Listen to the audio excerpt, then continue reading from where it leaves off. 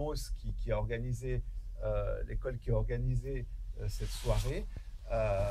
J'ai toujours adoré voir le sport comme un miroir de la société, un miroir de l'âme humaine, un miroir des relations entre humains au sens large.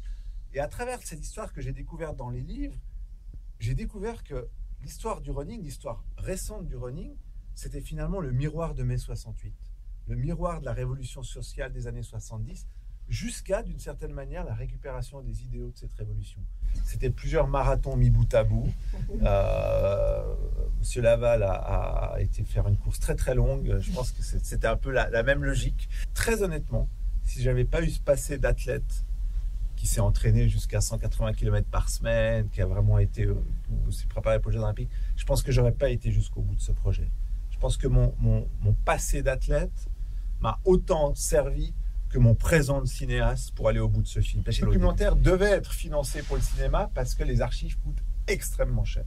Pour vous donner une idée, 1 minute d'archives olympiques, indivisible, donc qu'on prenne 10 secondes ou 1 minute, c'est pareil, c'est 25 000 $. C'est devenu un business invraisemblable. 3 archivistes ont travaillé partout dans le monde à travers des fonds d'archives, sur des thèmes, des personnages, des mots-clés que je leur ai donnés, etc.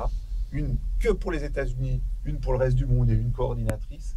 Elles ont cherché partout et elles m'ont ramené 6000 heures d'archives dans lesquelles j'ai choisi l'heure 10, l'heure 15 d'archives au final. Donc avant même d'avoir dépensé le moindre argent en termes de droits, recherche, en temps passé, en salaire d'archiviste, etc., la production avait déjà dépensé 150 000 €.